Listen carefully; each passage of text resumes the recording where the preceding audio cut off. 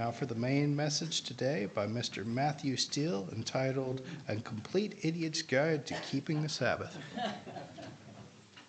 Once again, nobody's writing down these dates, but anyway. What kind of qualifications do you have to be on the... Yeah, so I probably should explain the title for today.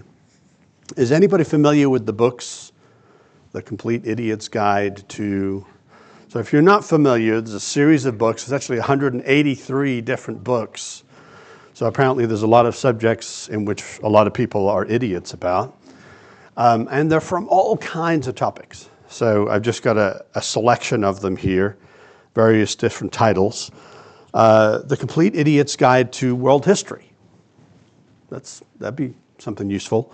The Complete Idiot's Guide to the Bible.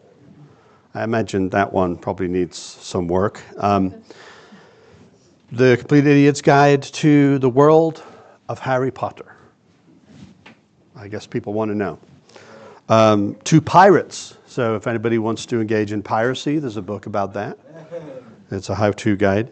To Alchemy, if anybody's interested in making gold. To the Crusades, that's always useful. You know, you never know when you need to go crusading.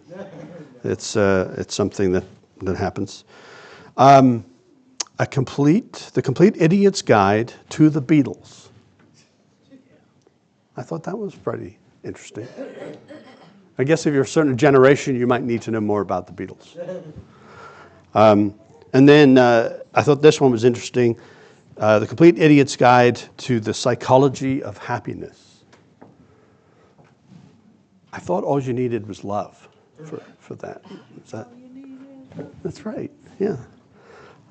And then there's also an Idiot's Guide to Fondues and Hot Dips, which I thought was appropriate for the next one, which is an Idiot's Guide to Organizing Your Life, which might be a lot like fondues and hot dips. And then the Complete Idiot's Guide to Beanie Babies. It's an important area. I wonder how many copies of some of these they've sold, but anyway. And then the last one, I think we should purchase, maybe we all can chip in for this and purchase 535 copies and send to Congress a Complete Idiot's Guide to the American government. But it still might not be dumbed down enough for them. So you get the picture, right? It's a series of books that explain in some basic terms, like very rudimentary.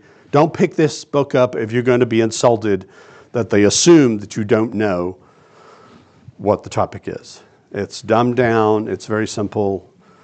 And maybe these books have been replaced by, Grok or AI of some sort, because you can ask any of those questions now. But it's a way of learning some things from a basic level. You don't need to have some fundamentals. They're going to give them to you. Well, I'm going to do the same thing, or you might think I'm going to do the same thing in this message today, because A Complete Idiot's Guide to Keeping the Sabbath. Who here's heard about the Sabbath before? Right? Probably heard every kind of sermon about the Sabbath in all kinds of different ways, in prophetic ways, in instructional, in legalistic, and how to keep the Sabbath and what not to do on the Sabbath and what to do on the Sabbath. There's all kinds of messages I'm sure we've heard about on the Sabbath.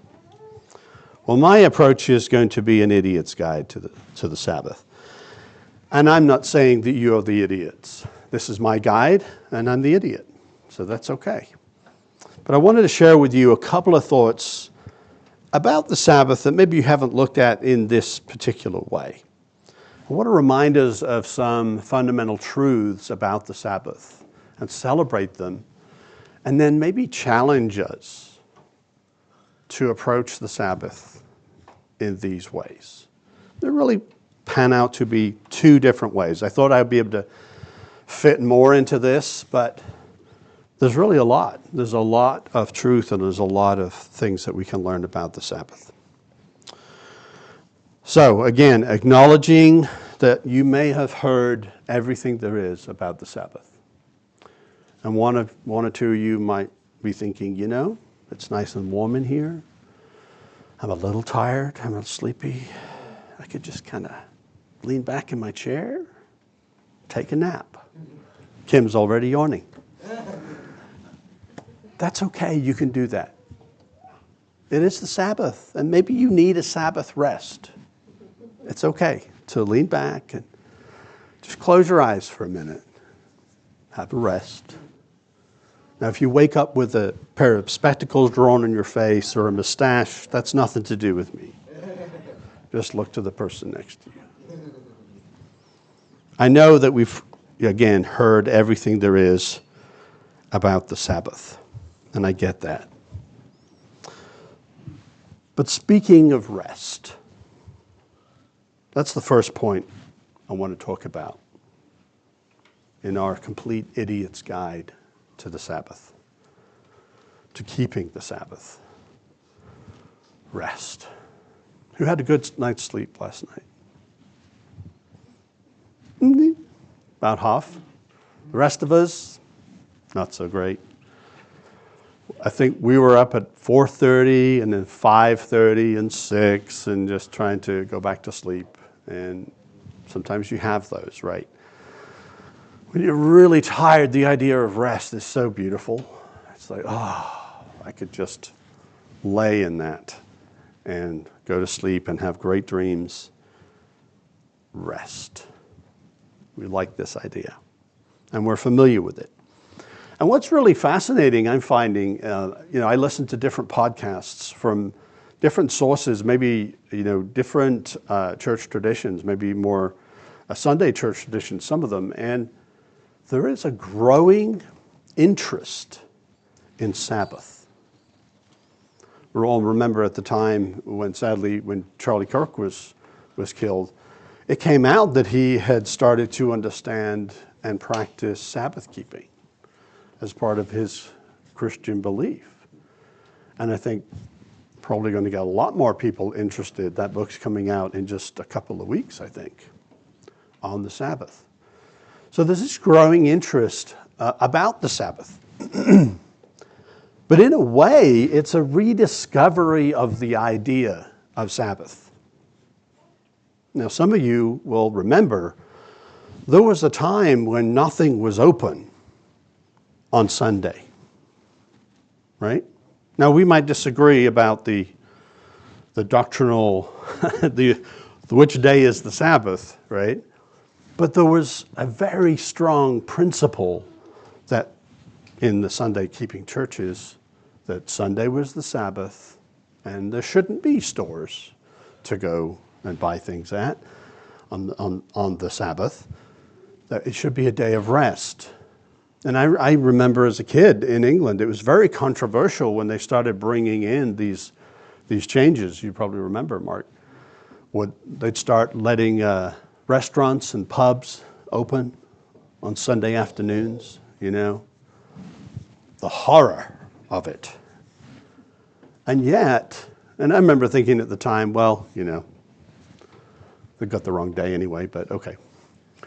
So, no big deal. And yet, look at our world today. There is no Sabbath anywhere. And I think any one of us would gladly go back to a time where the only thing that was open, even on a Sunday, was the church. If you wanted to go somewhere, go to church. That the whole community had an expectation of one another, that if you were out and about, it's probably because you're going to church. And I think we could all agree, how much better would the world be if we did just that? What value that would have all by itself. But nonetheless, there is this growing interest in keeping the Sabbath. Now, I've heard some of it talk about, a Sabbath. Make sure you add a Sabbath to your week or a time of Sabbath. But I also heard people talking about, the Sabbath. Even if they might go to church on Sunday, they're looking to take a Sabbath rest. on the seventh-day Sabbath. So, that is probably the biggest piece, the first piece that we come across when we're exploring the Sabbath, when we're learning about the Sabbath. Where did that come from? God and Jesus, Specifically where, though? Mount Sinai. Exodus. Oh, you're skipping ahead. Exodus 20. And I forgot to give Brian the scriptures today, so I apologize. You're going to have to do it old school and look up the scriptures on your phone, or if you have the Bible still. Exodus 20, verse 8. Remember the Sabbath day to keep it holy. 6 days you shall labor and do your work, but on the seventh day is the Sabbath of the Lord your God. In it you shall do no work. You, nor your son, nor your daughter, nor your male servant, nor your female servant, nor your cattle, nor your stranger who is within your gates. So I hope all of you today, all of your servants, are keeping the Sabbath. The dishwasher's off, that's right. So the Sabbath is a day of rest. And the word Sabbath in this passage, Shabbath or Shabbat, it's an interesting meaning because, we've obviously got a term that we've used a lot. We talked about Moed, the sacred times, the gatherings of the Lord. So the holy days and the weekly Sabbath is one of these. But in this particular passage, the word that God chooses to use is a word that means intermission. An intermission. Now, what does that make you think of?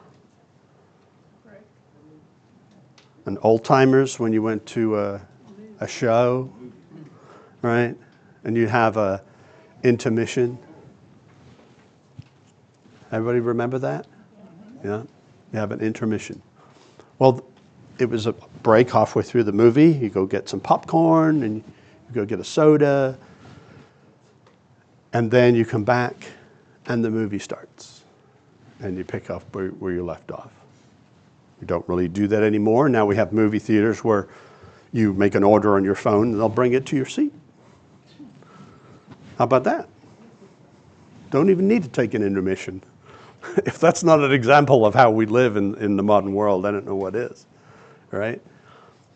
But this idea of an intermission, a pause, a stop in the story of our life stops. Do we think about that when we come to the Sabbath? Or is it just the day we go to church? Is it the day we go to church and we visit with our friends, and it's the day we don't go to the store? Or do we actually stop and think about it as an intermission for our life, for this story that we're living? We're living in this story, and I think the idea of a movie is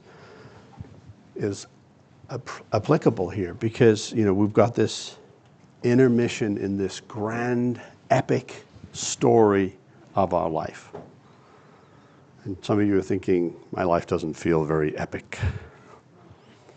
My life feels like a B movie, really.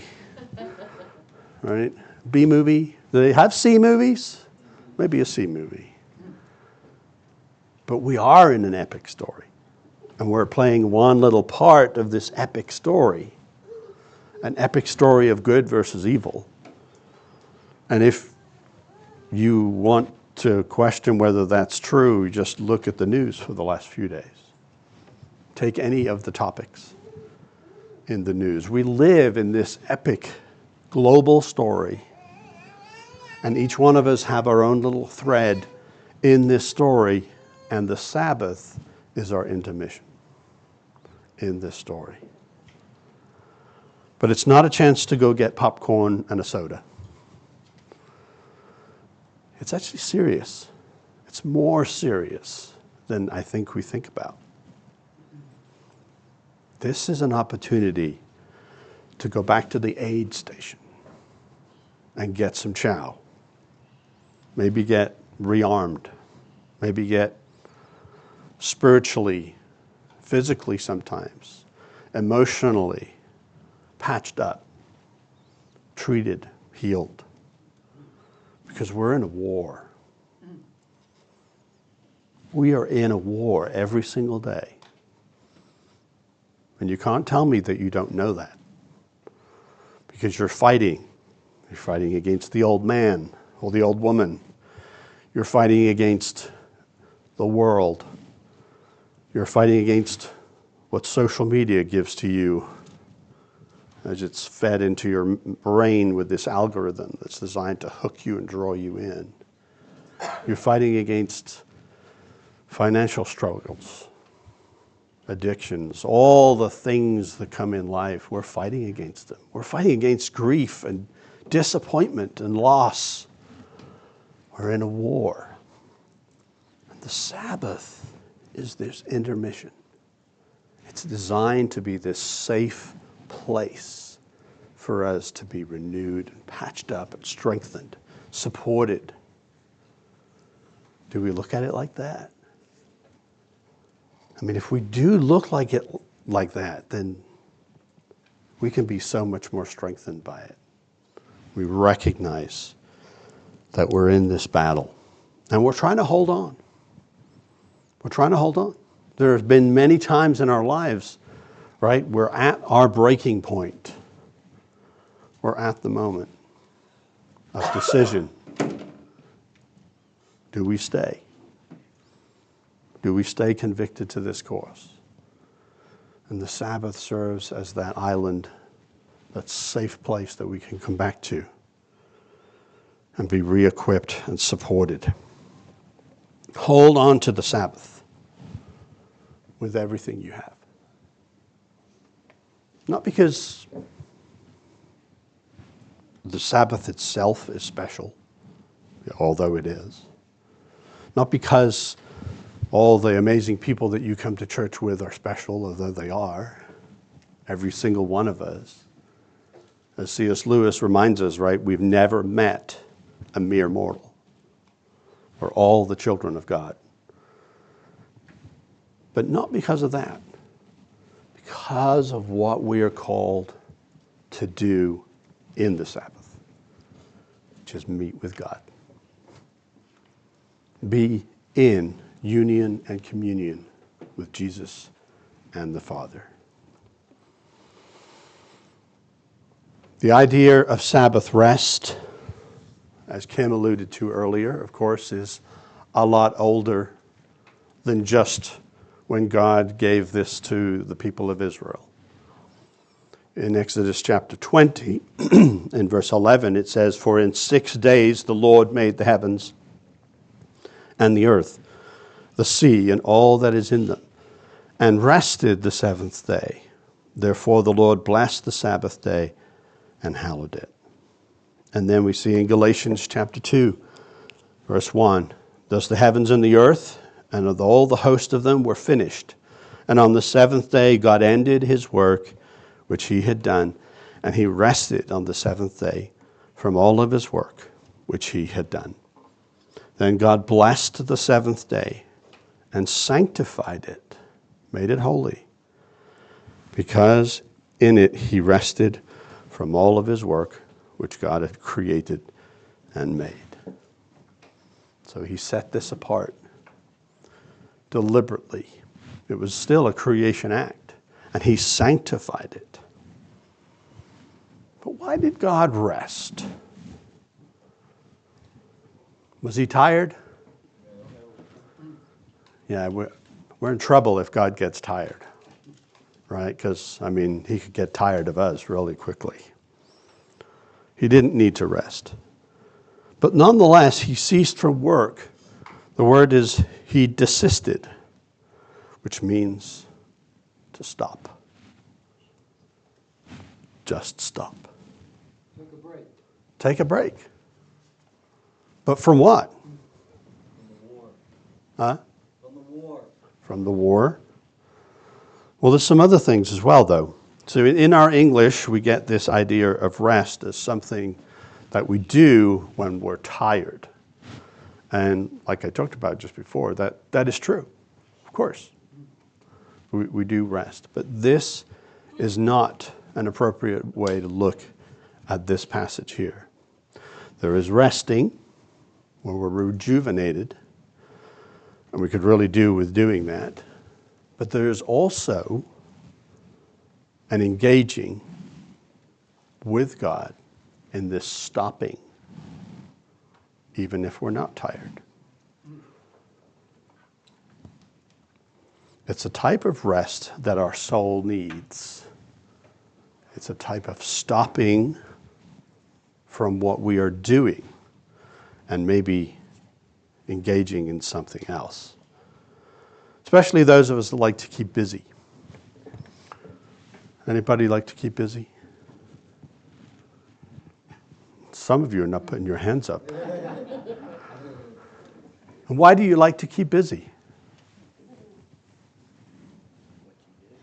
Huh? It's what you do. It's what you do Achieve, accomplish. to get things done. Why? It's a good feeling.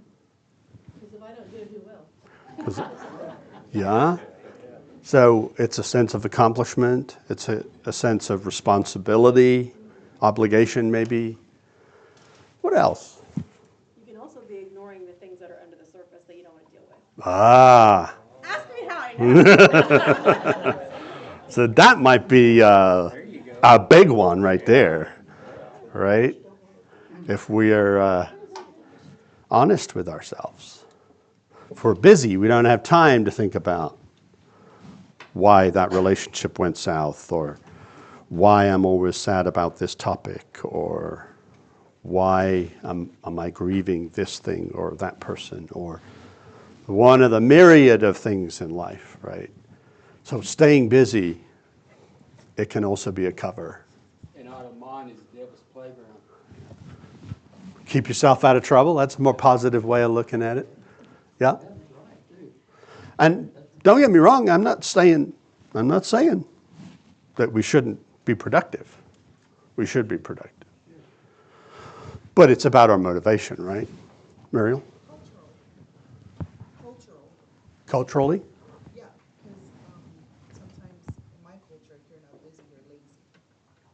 So you have to be busy, when you're producing, you have to be. But you also have the notion of a siesta, right? They don't do it anymore, but yeah. Don't do it anymore, right?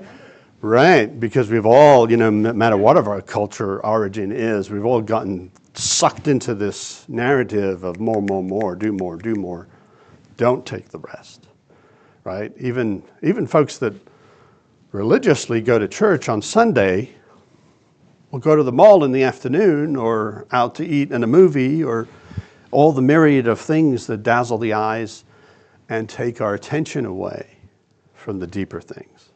And that is a challenge with the Sabbath because it's stop. Stop. Take a break. Take a break. But what do we do now? Nothing. Rest. Or be still and know God, right?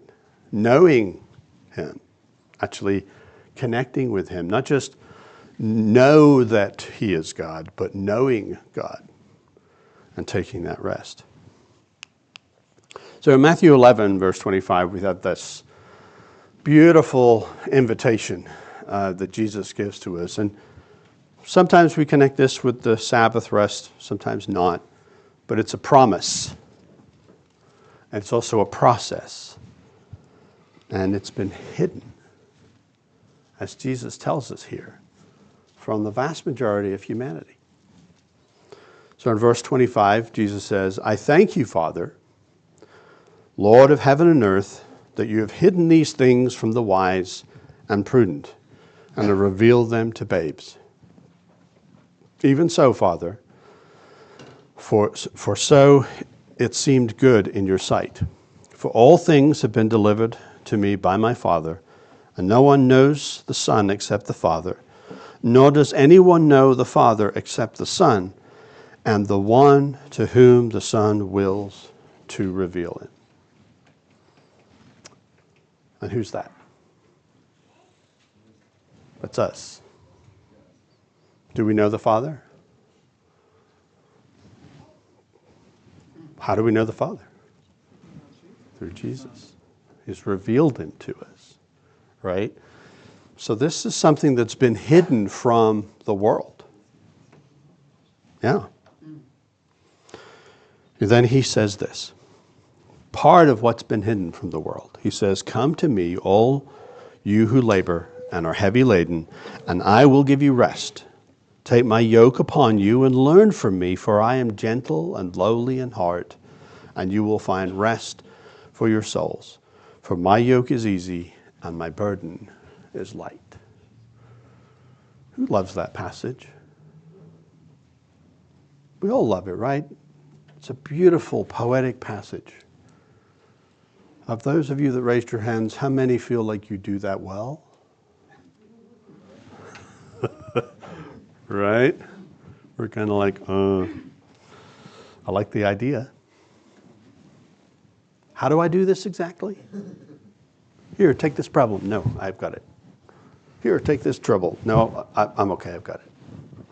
Right? Pray over something. We give it, we say the words, we say the right words, we lay it out in front of Jesus and the Father, and we give it to them, and then 2 hours later, we're working on how to fix it. Not very good at stopping. Right? For my yoke is easy and my burden is light. So, we are in this group of people that this truth and this promise and this process has been revealed to us, and yet it's still hard to do. Now, one of the things I think sometimes that can happen, though, and this comes out when we might greet each other after not seeing each other all week. We come to Sabbath. We say, "Larry, hey, how you doing?" "Oh, fine." Larry says, "I'm fine." Larry is dealing with a lot of things in his life, just like I am. I might ask Curtis. "Yeah, I'm good. I'm good, man." But he doesn't tell me all the things that he struggled with this last week, or last month, right? And every single one of us has that story. And I'm not saying we need to stop and tell each other every detail of the whole week for the next 4 hours, right? But there is a kind of a process where some of us, well, I could complain, but there's always somebody else worse. And there is, right? Of course there is. There's always somebody else in a worse situation, whether you know them or not. Sometimes we can bring that to our prayer life. And Jesus is saying, give me all these burdens. Give me everything that you're laid down with and burdened with. Well, I don't really have that many problems.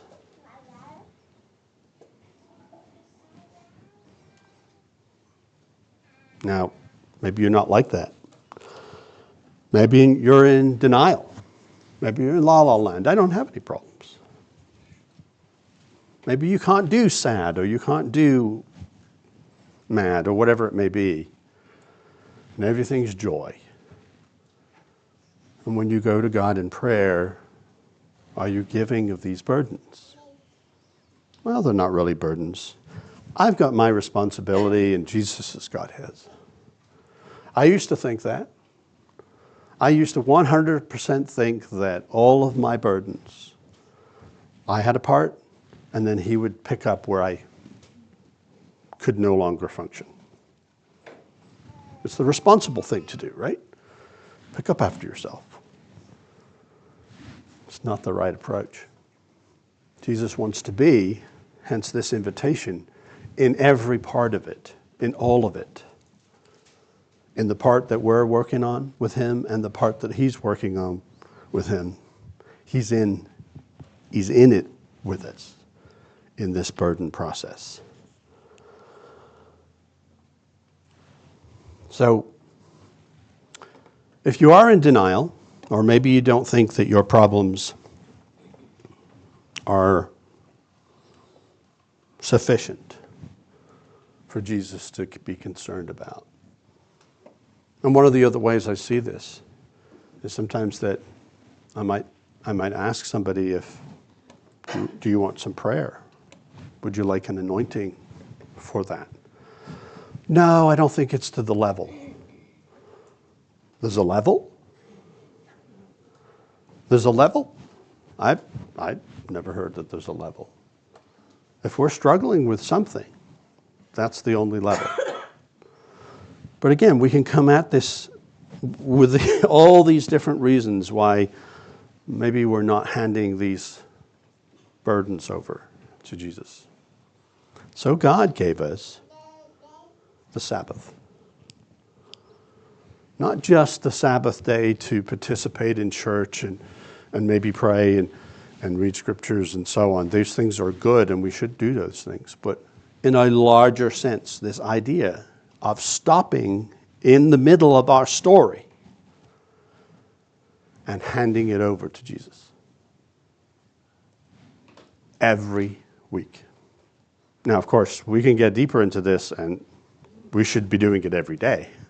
But at least we get every week. Every Sabbath. Handing it over to Jesus. More than just a rest, though.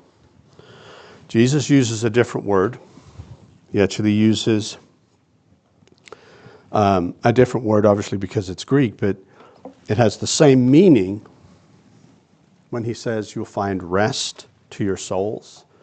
It's the same meaning as that we read in the Hebrew, an intermission. He wants you to stop. Stop trying to run your story. Stop trying to fix all of your problems and your burdens by yourself. He wants you to take them to him so he can work on them with you.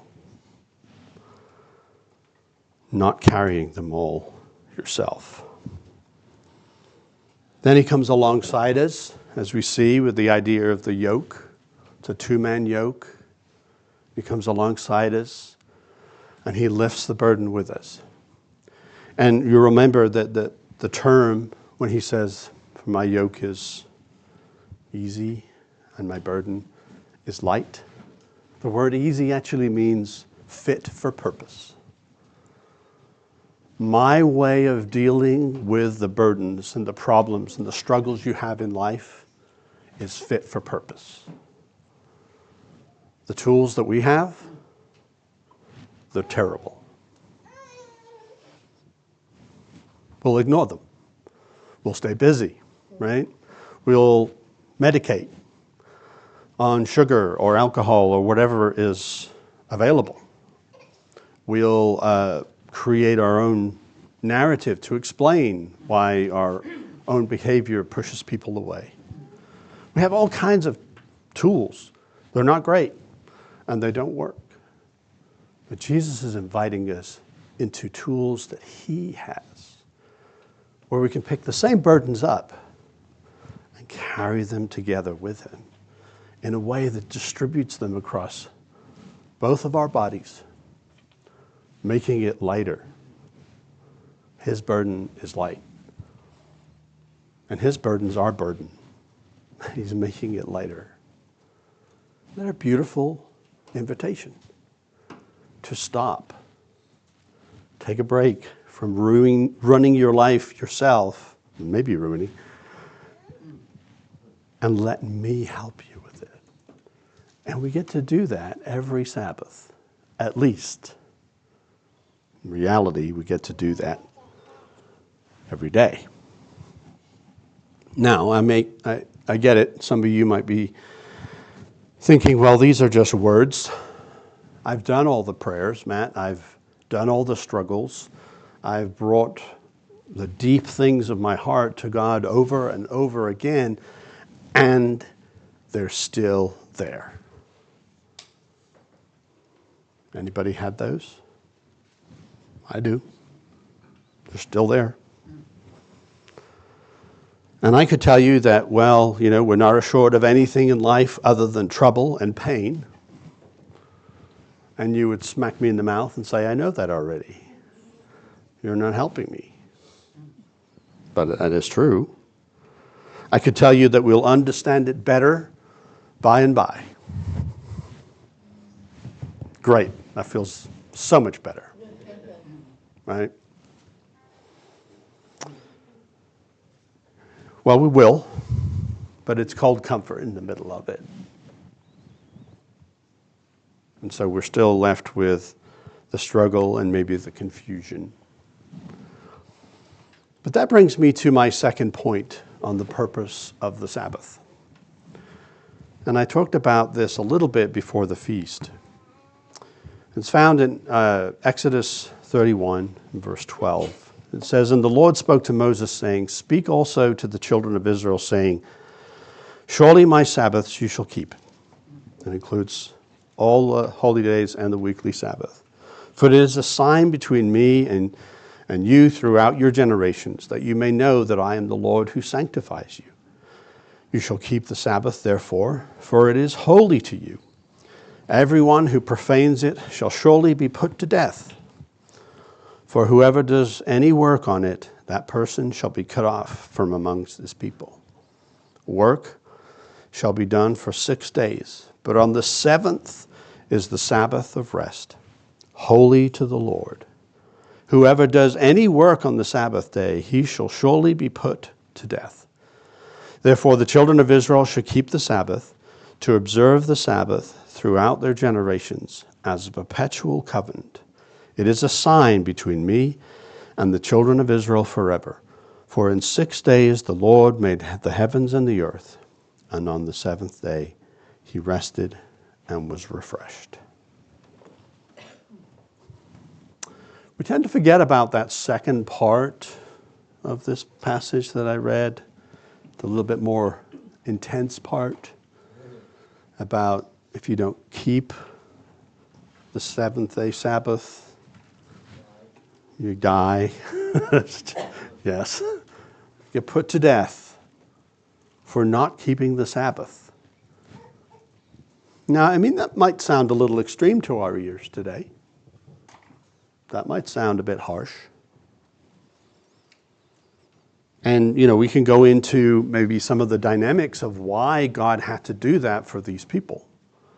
So wrapped in pagan idol worship, and they'd just been taken out of Egypt by all these miracles, and the first thing they do is make a golden calf for themselves, right? These folks are really messed up in the mind. So they needed some very harsh structure, I think. And there's probably some other reasons too, but I want to remind you of why do we have the stories of Israel in the Bible? Do you remember what the reason for those are? Joseph? To learn what to not do.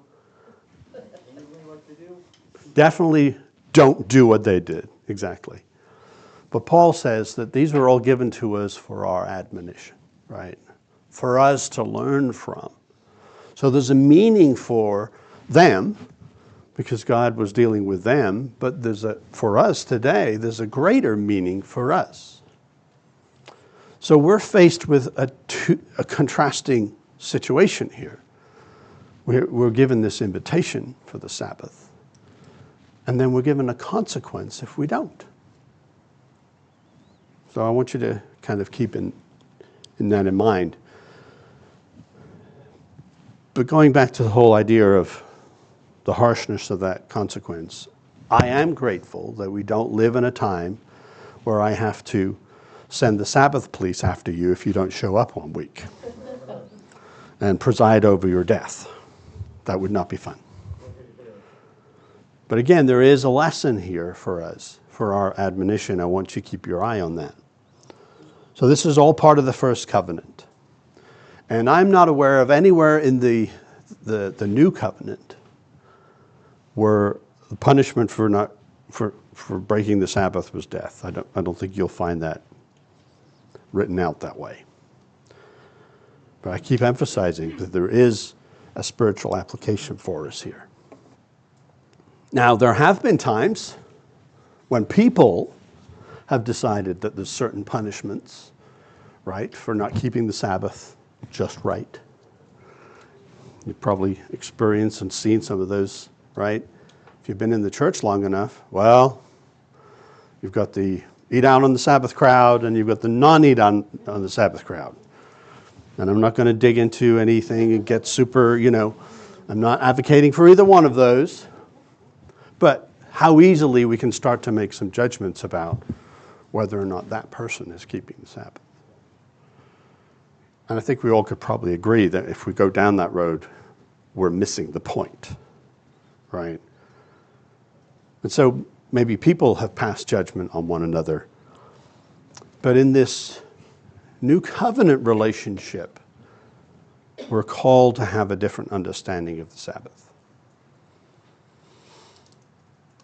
So let's look at this whole passage, though, from a technical standpoint, I guess. Firstly, the Sabbath is commanded to the people for a particular purpose. God said it would be a sign. Who's it a sign between? Us and God. It's not between us and the world, is it? Hey, look at us. We're righteous. You guys have all got the wrong day. Right? It's not that. It's not a sign between, you and me that we're in this secret club together. It's between us and God. And what's it a sign of?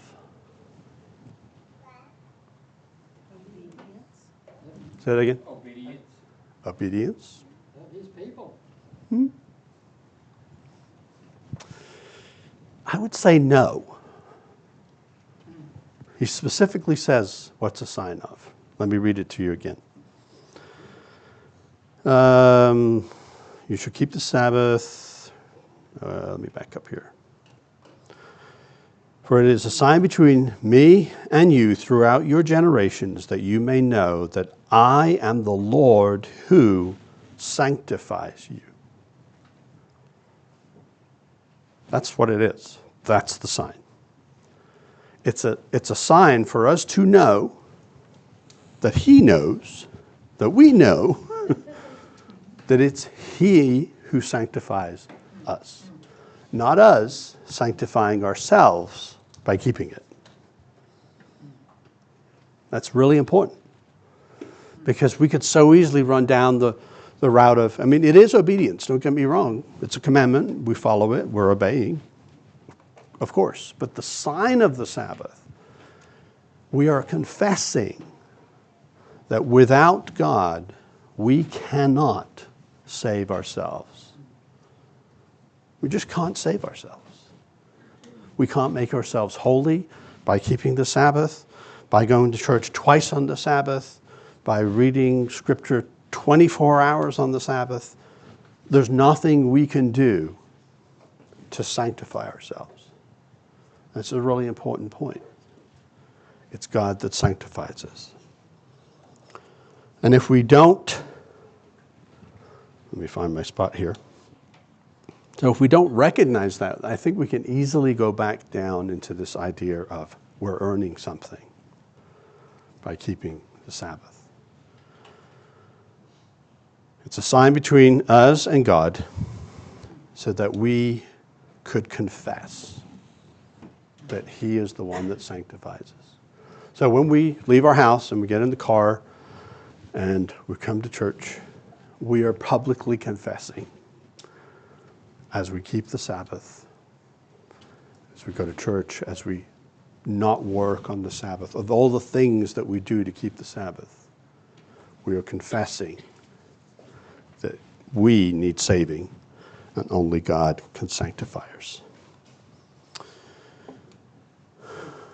So, we're recognizing this really important truth. We're telling God that we recognize that we cannot do this life without Him, as I said before. The Sabbath is a sign that we're completely dependent on Jesus. And if we don't enter into this Sabbath rest, into this relationship by which God sanctifies us, if we don't enter into this Sabbath with God for our sanctification, for our redemption, what happens? we die. Just like what God told Israel. If you don't enter into my Sabbath, you'll die. Now, is God striking us down? No, because now we're talking about the salvation process, right?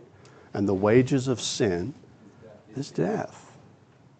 Now, am I saying that keeping the Sabbath day is the means by which we are saved? No. It's through Jesus Christ and his sanctification, his blood on us. But it's a confession of our faith. It's an outward manifestation between us and God that we are confessing that he sanctifies us. We get a warning about this from the writer of Hebrews. Remember in Hebrews chapter 4 and verse 1. So in the previous chapter, there's a recounting of those in Israel who didn't trust God. They didn't enter his rest. They all died in the wilderness. You know, and the rest, this idea of the rest became not just a Sabbath day, but the larger kingdom of God, that promised land. Right? And it's all wrapped up into that.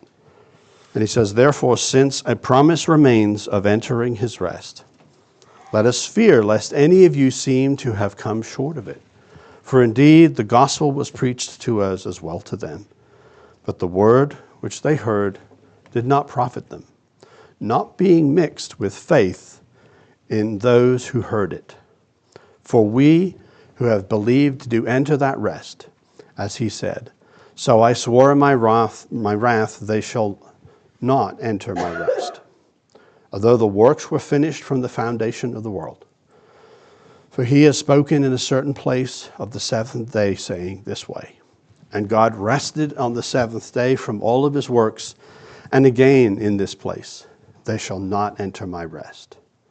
Since therefore it remains that some must enter it, and those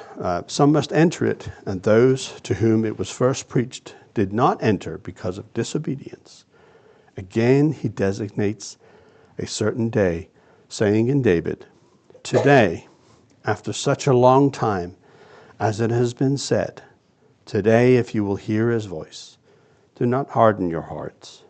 For if Joshua had given them rest, then he would not have afterwards spoken of another day. There remains, therefore, a rest, a Sabbath rest, for the people of God. Now there's a lot of back and forth in that passage. There's some confusing elements, but we see there's a few things going on. He's talking about the Sabbath day as being a critical part of this process, but not all of it. Ultimately, the rest that he's talking about is this new covenant rest in Christ Jesus, of which the Sabbath day represents. It reflects. But what are we resting from? From the self-life. Heard of that phrase? The self-life. Orientating our life around us. What is that? What's the self-life? All the efforts we make in our own strength, in our own power, to fix all of our problems, all of those burdens we talked about earlier. Living in that self-life. To heal and fix and to solve our problems ourselves. To carry our own burdens and save ourselves. To keep working, even though Jesus has offered us a means of stopping, of letting go, of working all of this out for ourselves. And again, you might be thinking back, well, man, I keep bringing these certain things to God, and there's still certain things. I'm still struggling with these challenges in my life. Yep, me too. But what can we learn from Israel?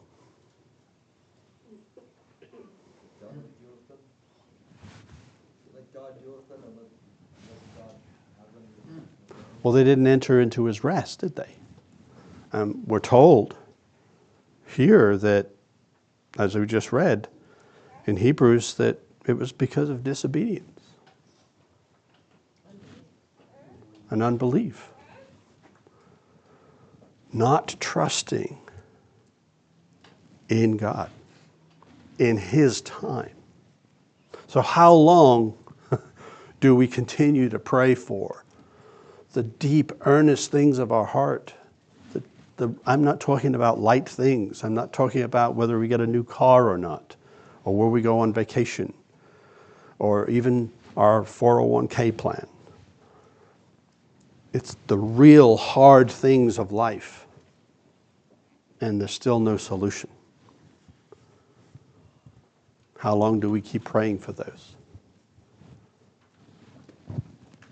Till we enter his rest. We just keep praying for them. We keep bringing them before him, trusting that he hears, trusting that he loves us, trusting that he wants us to enter into his rest. And then, in his time, right, we receive the answer. These are hard things. But the hard lesson that we got from Israel was they didn't. They kept complaining. Why you brought us out here to die? We were better in Egypt. We were better in this. We don't have any meat.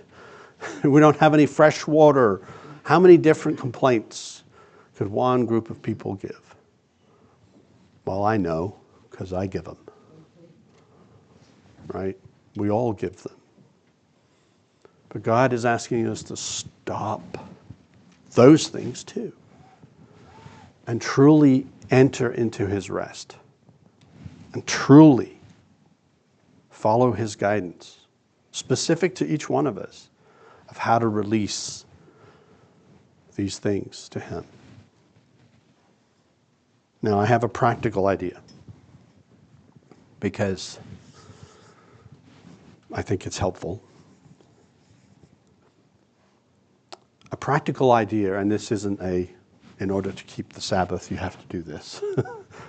A practical idea would be take some time on the Sabbath, plan around it, half an hour, wherever it may be, and engage in this process that Jesus gave us. Remind him of it. Read the scripture. Read the Psalms where David is pouring his heart out to God as a preface for it. And then enter into prayer, specifically bringing these burdens, Sabbath after Sabbath after Sabbath. Larry? What did the woman do that kept bringing the matters before him? The unrighteous judge? Huh? Yeah. The story of the unrighteous judge? Finally, Mhm. she got her answer, didn't she? Or got her prayer answered? and we have that option too. When some of the tests and trials that we're going through with, at least I know we do. Right. We have that option to do that. Keep bringing it before him. And it may be crying out to him. Yeah. And when that's a point. If you're beseeching him, please, please, please help me, Father. You're serious about it. Yeah. And I've been through this and kind of recently. Yeah. Some of the pain I've been through with, but I feel that God allows pain to be in our lives for a specific reason. It's not fun. And No, it's not. You're going through with it, and I know there's several others of us, maybe a lot of us, that are going through with it. Yeah. But God is allowing it for a specific reason and purpose. That's right. Doesn't he allow everything that happens in our life for a reason and for a purpose? We have to hope in that. We have to trust in that. Growth. Hmm. Growth. But it's... Yeah. It's one of them. But, You're reminding me of when, Paul, right? He said he beseeched the Lord 3 times, right? That this messenger of Satan who was buffeting him would be gone. And what was the answer? My grace is sufficient for you. I prayed that in regards to some of my medical stuff. Prayed over and over and over again. And I heard God tell me, my grace is sufficient for you. Okay. You're going to think I'm silly, but that's why I named my car Grace. Because it self-drives. And sometimes my arms hurt too much to really drive a lot, and so it can self-drive for me. Sometimes a bit scary, but anyway. But sometimes the answer isn't, oh yeah, I'm going to take care of that a week next Tuesday. That would be us saying, God, can you take care of that a week next Tuesday? Sometimes the answer is, my grace is sufficient for you. And that's a hard answer. But again, I just bring us back to a time of the Sabbath being an instrument, a way in which at least once a week we can engage with God in this way, right? We've practiced it a little bit. Hopefully our phone is on Do Not Disturb, and maybe start to have a regimen of no social media and lock it away in a box or something. Get your spouse or a friend to help you. Phone a friend. Phone friend. That's right. But this is an opportunity to I've got to finish, Larry, I'm sorry. An opportunity to bake in some practices that can really help us. This isn't just a nice thing that Jesus said. This is a process. And I think even on the things that he's not fixing, he is carrying with us. He feels the pain that we feel. How could you not? He's living in us. He feels the pain that we feel. He knows exactly what we're going through. And he's willing to couple himself up with us and put his arm around us and walk through it with us, feeling the same despair, the same physical pain, the same emotional pain. He feels it with us. Isn't that a beautiful thing? This isn't just a nice thing that he's inviting us to. This is a real, practical thing that we can bring into our life. I've kind of gotten off track where I'm at here. So, the Sabbath rest. It is a far more important thing than we often think about. It's not just about the Sabbath. It's about resting in our Savior. Resting in the relationship of sanctification, of redemption, of a shared life together in all of the burdens and all of the struggles. Letting him and the Father come in and sup with us. If Jesus and the Father were to come to your house this afternoon, how many of you would leave church early to go tidy up? Yep. Now, maybe you have a clean house all the time. That's fine. But if they were going to move into some part of your heart that you've not yet let them have access to, what would you go do? Go try and straighten it up. Stop it. Those of you that have done the soul care class here know that that's a little bit funny. But we're being invited to stop. They're there to clean it up. That's what they're coming in for. They're bringing the meal. And they're bringing a hammer and nails or whatever they need to rebuild us from the inside out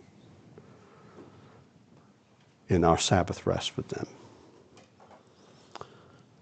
Continuing in Hebrews, he says, "For he who has entered his rest has himself also ceased from his works as God did from his." ceased from trying to work it all out ourselves, fix ourselves, solve all the problems ourselves. Let us therefore be diligent to enter that rest, lest anyone fall according to the same example of disobedience and their lack of belief. In Israel, just all of these people, how many millions of them died in the desert, never saw the promised land. For the word of God is living and powerful and sharper than any two-edged sword, piercing even the division of soul and spirit and joints and marrow, and is a discerner of the thoughts and the intents of the heart. And maybe that's why we resist so much. Maybe that's why we're not really giving these things over to him. Because we know he's going to cut deep. He's going to cut out all the things that are in us that are keeping us down, keeping us broken. All the things that we sin out of. It's not just a sword, it's a scalpel. He performs surgery on us. But when he does that, we are the better. We are healed. And there is no creature hidden from his sight, but all things are naked and open to the eyes of him who we must give account. So, I'm going to cut it short here. I appreciate everybody's input. When you think about the Sabbath and you think about engaging in the Sabbath, it's not just coming to church. When you leave here, Sabbath isn't over. It didn't even begin here. Sabbath rest begins in your heart. Stopping your control over your life.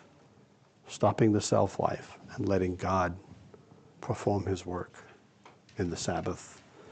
And each and every day we invite him in that Sabbath rest inside of us.